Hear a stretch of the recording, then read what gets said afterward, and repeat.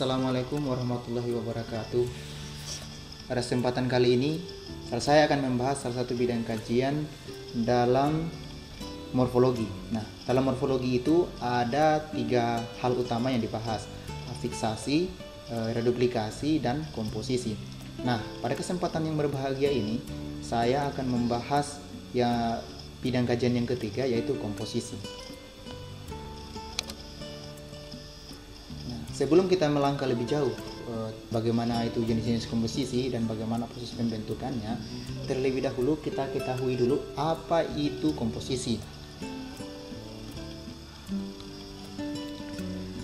Krida Laksana menyamakan istilah komposisi itu sama dengan perpaduan atau pemajemukan. Nah, perpaduan dan pemajemukan itu adalah proses penggabungan dua leksem atau lebih yang membentuk kata. Nah, hasil dari proses itu disebut paduan leksem atau kompostium, yang berasal dari paduan kata dengan kata, bukan leksem dengan leksem.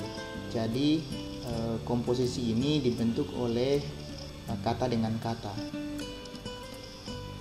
Ada 3 jenis komposisi dalam bahasa Indonesia. Yang pertama adalah komposisi verba. Komposisi verba adalah komposisi yang pada satuan klausa berkategori verba.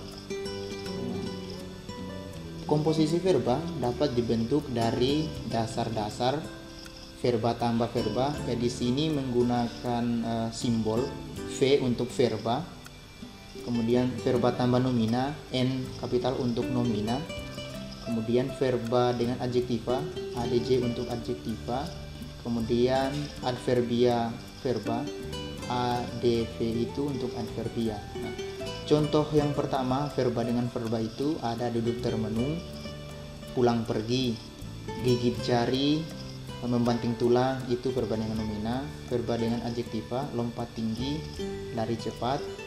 Adverbia verba itu sudah makan, masih tidur. Di sini contoh pertama yang menjadi verba itu kedua-duanya, yaitu duduk itu verba dan termenung juga verba. Kemudian yang kedua, gigit jari, gigit itu verba, yang jadi nominanya adalah jari. Begitu seterusnya. Kemudian verba adjektiva, verbanya adalah lompat, adjektivanya adalah tinggi. Adverbia verba, adverbianya itu sudah, verbanya itu makan. Jadi gabungan kedua kategori ini secara keseluruhan membentuk komposisi yang berkategori verba.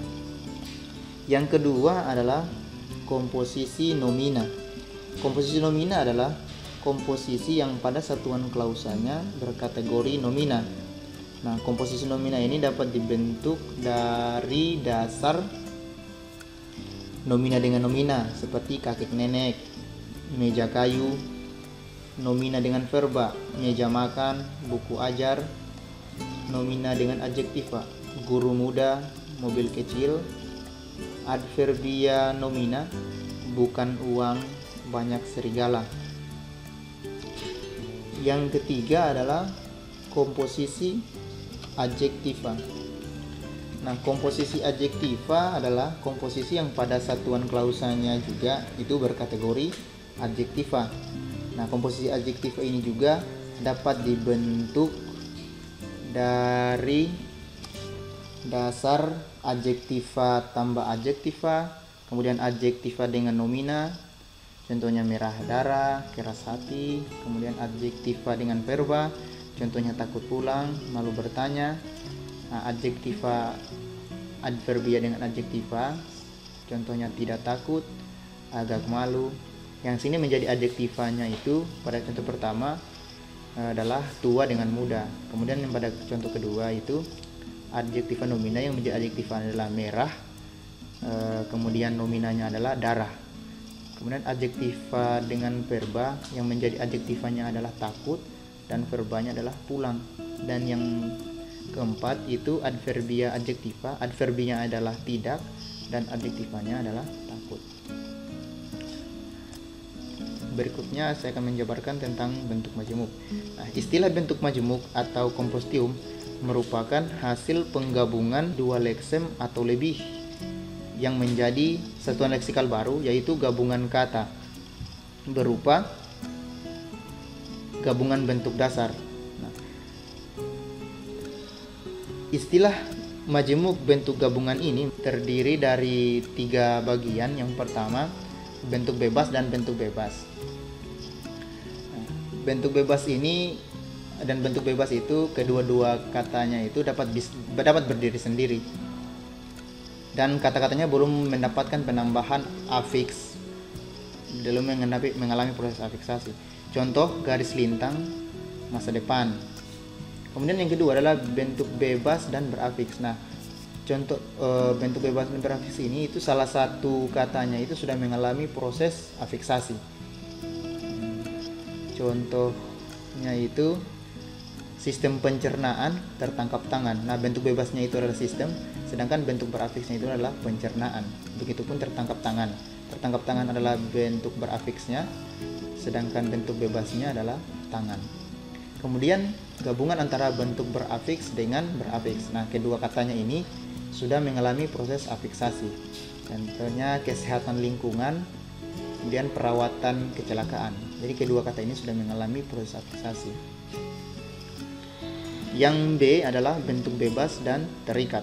Nah, bentuk bebas dan terikat ini adalah gabungan antara bentuk kata yang dapat berdiri sendiri dan kata yang tidak dapat berdiri sendiri.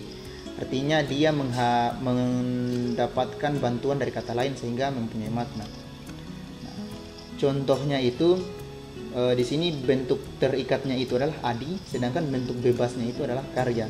Ketika digabungkan menjadi adikarya. Kemudian terikatnya aneka, bentuk bebasnya bahasa. Ketika dipadukan menjadi aneka bahasa. Kemudian aneka dengan warna dipadukan menjadi aneka warna. Kemudian ada akhiran juga wan dan wati. Nah, ketika digabungkan dengan bentuk bebas ilmu, itu dipadukan menjadi ilmuwan, seniwati. Itu di antara bentuk terikat wati dan bentuk bebas seni, jadi seni. Kemudian yang C adalah gabungan bentuk terikat. Nah, gabungan bentuk terikat ini adalah gabungan bentuk terikat dengan terikat. Jadi kedua katanya ini tidak dapat berdiri sendiri. Nah, contoh di sini bentuk terikat dengan terikat adalah dasa dengan warsa. Ketika digabungkan menjadi dasawarsa. Swa dengan tantra ketika digabungkan menjadi swatantra. Ya. Sebagai simpulan penjelasan ini, saya akan memberikan beberapa garis besar. Yang pertama yaitu komposisi ini terdiri dari 3 bagian. Yang pertama komposisi verba, yang kedua adalah komposisi nomina, yang ketiga adalah komposisi adjektiva. Selain itu, komposisi dapat dibentuk dari gabungan bentuk dasar, gabungan bentuk bebas dan terikat, dan gabungan bentuk terikat dengan terikat. Demikian yang dapat saya presentasikan pada kesempatan kali ini. Sampai bertemu pada presentasi materi selanjutnya. Sekian, terima kasih. Wassalamualaikum warahmatullahi wabarakatuh.